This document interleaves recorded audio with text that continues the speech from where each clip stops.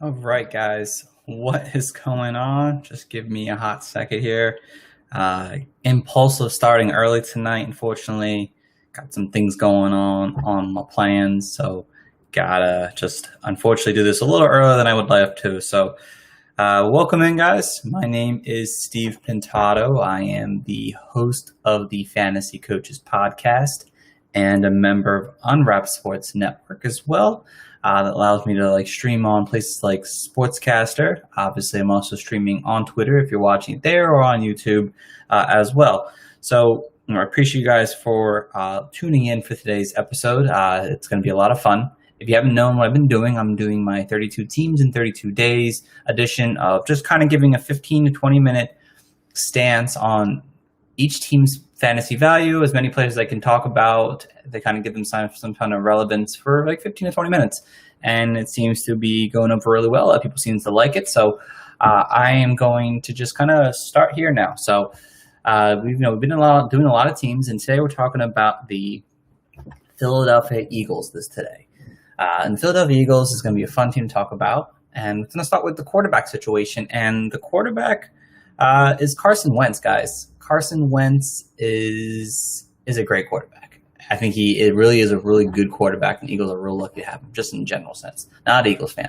But what was Carson Wentz able to do last year? He put up a lot of yards last year. Big yardage kind of season, 27 touchdowns. I mean, he had 8 QB1 performances and 7 QB2. So he was a pretty consistent quarterback throughout the entire season, nonetheless. And something about him that I really like is that he's got new weapons now. And something that he didn't have last year were weapons. I mean, besides the tight end duel and, Miles Sanders kind of doing what he did, he didn't really have the weapon power that we all really thought he was going to have. And that was something I think is impressive, that his value stayed as high as it did, finishing 10th overall, and still managed to do that with the lack of, Greg Ward we talked about, not yet, but he was the number one wide receiver at some point during the season. And you have to, what is this? How is this possible? It just doesn't really make sense. And now he's got new wide receivers. He's got Reagor. He's got some other speedsters on the team now that are going to help work with him to kind of make that next level. And that's what we're looking for this season. In terms of his value this year, like I said, he was a top 10 quarterback in, attempts, completions, passing yards, deep ball attempts, red zone attempts, touchdowns. He has I would say middle tier defense, so he's going to be forced to throw the ball a little bit more often than we would like to. And he's got a pretty strong run game. Again, the loss to his guard, Brandon Brooks, definitely takes a bit of a hit. But overall, Carson Wentz is a quarterback you can draft this year in that 9 to 10 range. And it's going to be a perfect quarterback to grab because, again, he's going to throw for big yardages, probably over 3,000 yards and close to 30 touchdowns again this season. And he's got a better crew, hopefully a healthier team around him to do things with. And he's got a rushing floor. And it's not a big rushing floor like some of the top tier quarterbacks, but, he ran for 240 yards last year. Not horrible, but, those add up over a course of a season, especially in games when he has 20 or 30 here. And that's an extra couple points that you don't get from a non-pocket passer. He will leave the pocket if necessary. And he's going to throw a ton of balls this year. Miles Sanders stepping up might bring his attempts down just a little bit, but overall Carson Wentz is definitely a guy you really want to go out there and find and be a real draft candidate that you can find, like I said, in those early, the 9-10 range. And if you're waiting on a quarterback and getting your starters and boom, you got Carson Wentz sitting there. I mean, you really can't go wrong. He's going to put up consistent numbers week in and week out. Going over to the running backs now, there's only a couple to talk about here. And obviously there's one guy, Corey Kmet, nothing much to say about him. He didn't really play last year. He had some decent years in 2017 and 18 during the Super Bowl run, but has yet to kind of just fell off the map a little bit. And I don't really expect much coming back from him. He'll probably have minimal opportunities, but again, obviously not a guy you're not worth drafting right now. Boston Scott is definitely an interesting candidate because he's going to be backing up Miles Sanders, and we all know that, the Doug Peterson offense usually calls for more of a multi-back system. And, maybe he just hasn't had a Miles Sanders type to do that in the last couple of seasons now. And Boston Scott obviously reminds a lot of people of the Darren Sproles type, the smaller guy who catches the ball in the backfield, and he had that RB1 performance, last year at some point during the season, and he played very well in the fantasy playoffs. I mean, he was a top 20 running back during the time. He saw 19 targets, and he's a solid runner. He can pass protect, and the way you're going to look at Boston Scott this year is. I wouldn't want to draft him in 10 to 12 man leagues per se. Maybe as your RB5, he'll have a game or two probably that he'll show top performance and have like 6 or 7 catches out of nowhere. I think you can see that in his game. It just won't be on a consistent basis. I mean, he had, like I said, 24 receptions last year. Most of that came in the back half of the season when he was playing. So Boston Scott is more of that like really late round guy who, again, I'm not too thrilled to want to go out and get, but you can. In PPR leagues, I think he's a better, RB3 in like a 16-man league if that's the case. But if you're in a full PPR, he's worth a shot, you could say, in deeper rounds of the draft. But don't expect the consistent numbers with Sanders and the rest of the receiving core sitting there. So, and speaking of Miles Sanders, I mean, the kid, he has like a dark and light face of the season. I mean, it was, before week 9, when Jordan Howard was splitting time with him, I mean, he just was not really good. He just wasn't getting opportunity. He had a couple of flashes here and there, but he really showed his worth after Jordan Howard went down, became the lead back. And, he was an RB for the rest of the season. I mean, just a dominant force in the receiving game and the running game. Even in, fantasy playoff time, he was just dominating completely. I mean, people probably won fantasy championships because of Miles Sanders.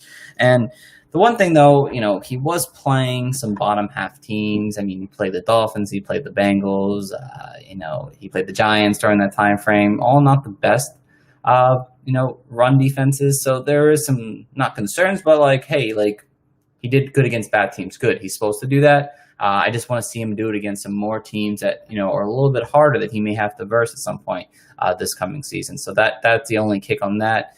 But this kid, if he can got the starting job, I mean, he's got a tremendous set to his game that he can do both in the receiving and passing game. And again, they didn't bring anyone else in to really compete besides, like I said, Boston Scott's still there. So it really shows to me that they want this guy to be the workload. And, if Alshon ends up on the pump and, Deshaun Jackson gets hurt real quickly early in the season, Sanders is going to see a big workload, and you can expect an RB1 season out of Miles Sanders this year. And even, like I said, I talked about Brandon Brooks, the guard who went out for the season. I mean, it's going to give Wentz less time. He's going to throw a little more dip and duck passes all season long. And Miles Sanders is going to be the benefit of that. And you're going to expect a bigger volume in the passing game. And I could say, hit 800 yards last year on a split time for under 200 carries. He's probably going to see over 1,000 yards this season and close to 10 touchdowns. With maybe, 1,700 all-purpose yards on the season. He's going to have a really good year. And this is a guy right now, I think he's starting to creep up boards again. For me, even a late round 1, if you're like the 12th pick, I wouldn't mind taking him there because he's got tremendous talent to be, in 2021, a top 7 pick probably in fantasy. And you're going to hate yourself if you don't go get him this season and see that breakout year because he's going to be great. And you're going to get him at that discount this season. So Miles Sanders, complete RB1 this coming year. He's going to have a fantastic season. Going over the wide receivers now. Start with the JJ Arcega-Whiteside.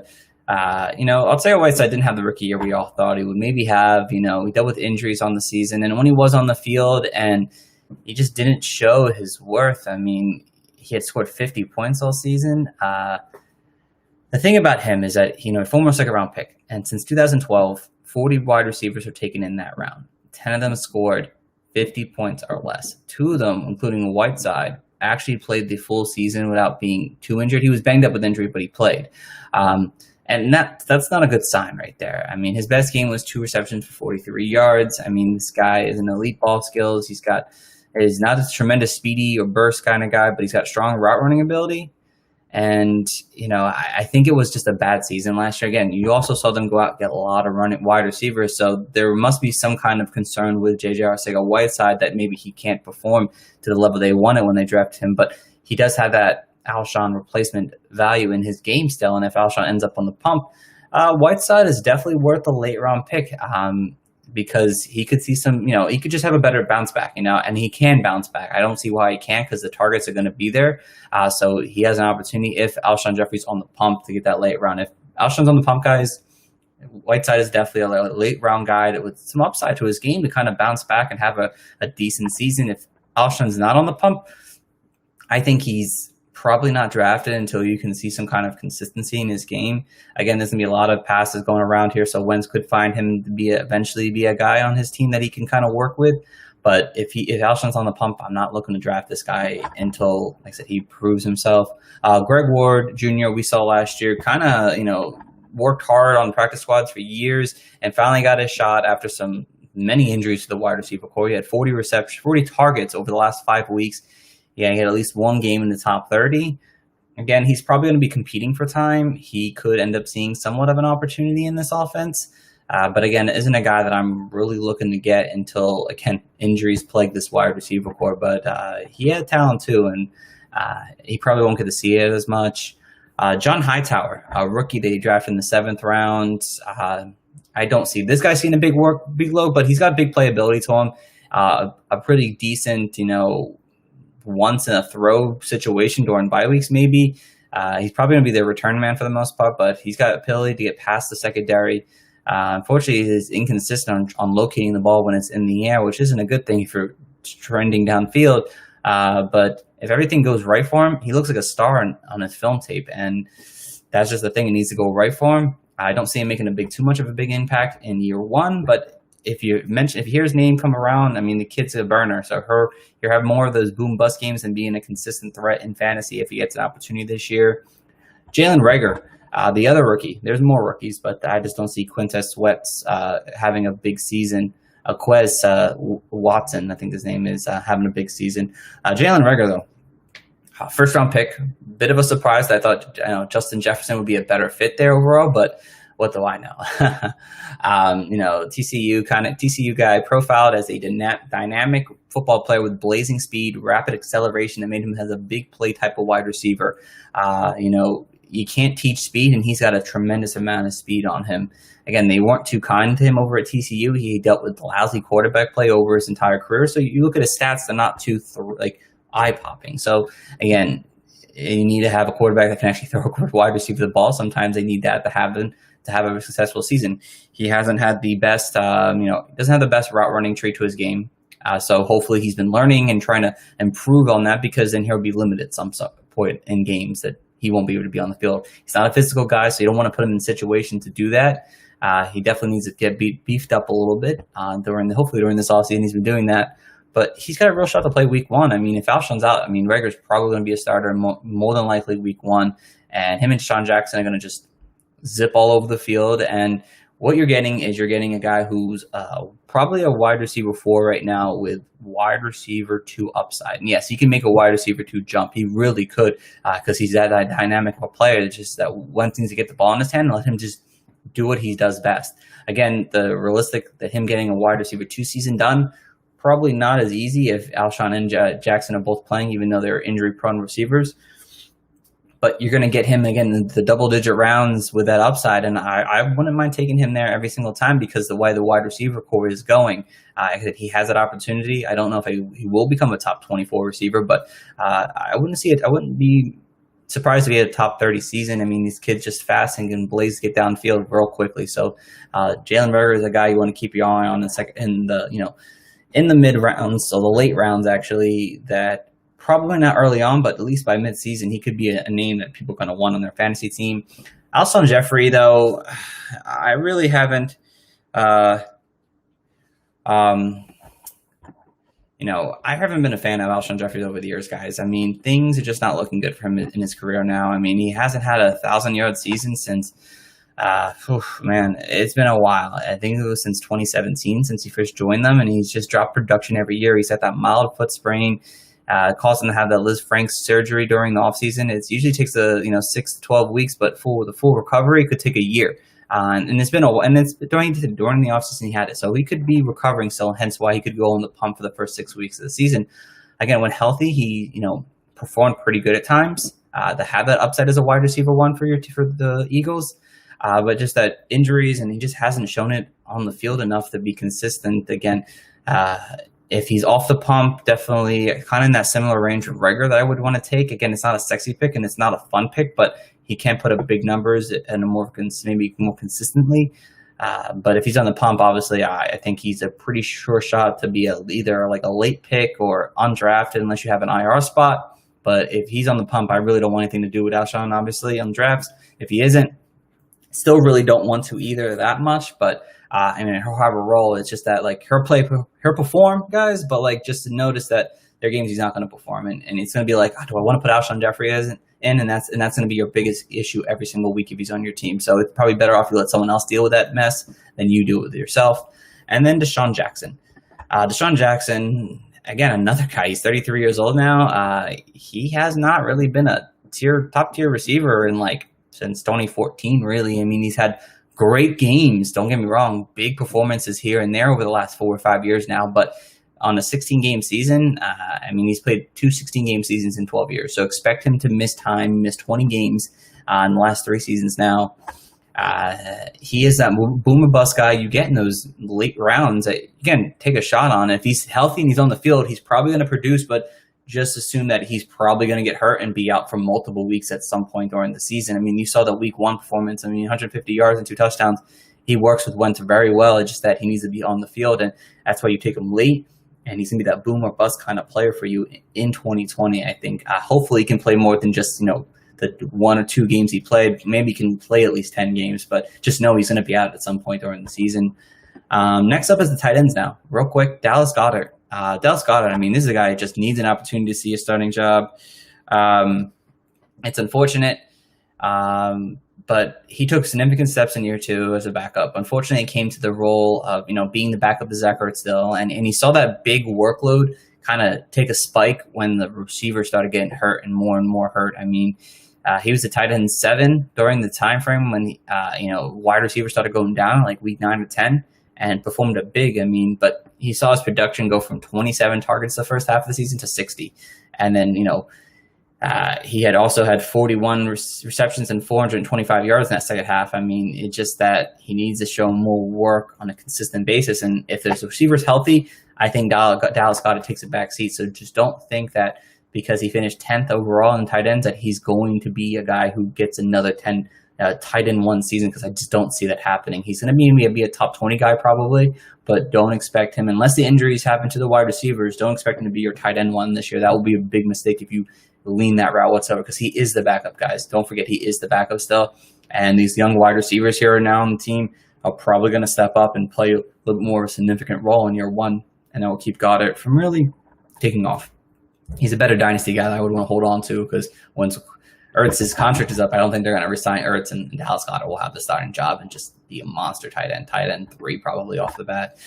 Speaking of Zach Ertz, though, he is a guy who seems to be continually falling drafts right now, and I've seen him go as late as round 4. If you get Zach Ertz in round 4, you're making a great deal for yourself. I mean, he's been a top 3 fantasy tight end since 2017.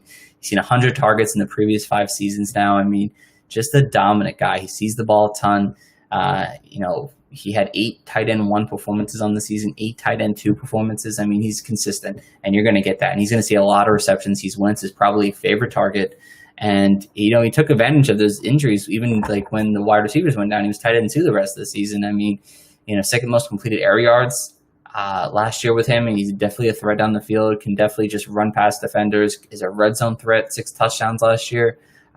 He's probably going to see another 100 target season and probably close to another 900-yard season. And you're going to get him probably round 4 right now in drafts, maybe round 5 if everything goes right. And then boom, Zach Ertz is a guy who I feel like he's not as a sexy pick anymore as he used to be, but he's a really good pick in that if you like to have that consistent tight end early, Zach Ertz is the better way to go than to go for a guy like Kittle or, Kelsey in those rounds 2 or 3. You can get Zach Ertz in round 5 or 6 or 4 and 5. So Zach Ertz, definitely a guy who you want to target after you get some of your bigger names in the early few rounds. And then Zach Ertz, boom, you're getting a 100-target guy probably this coming season. So I like Zach Ertz a lot. But that is the end of my stream, guys. Hope you guys enjoyed it. Really hope you did. I really love talking about this kind of stuff. I just enjoy talking about fantasy and talking about football. So I hope you guys enjoy it. If you can follow along with me, I'll try to do mine a little earlier and a little later. I know we do them pretty early. This was an early one for me today, but usually I try to do them around 8 or 9 Eastern. Time frame. So if you could join me guys tomorrow and Sunday, I will be doing these once again. Tomorrow will be New York Jets. New York Jets don't have many people to talk about, but there's still going to be plenty of fun to talk about. So tune in tomorrow night, guys. Again, my name is Steve Pintato. I am the host of the Fantasy Coaches Podcast. So if you want to check us out at the Fantasy Coaches, it's www.thefantasycoaches.com. And we actually have a pretty fun article out there for COVID. So if you have any issues with your teams right now in the COVID situation, go check that article out on my website, and it gives you a breakdown of everything. I really like that article that I did. So thank you guys for listening. Tune in until next time.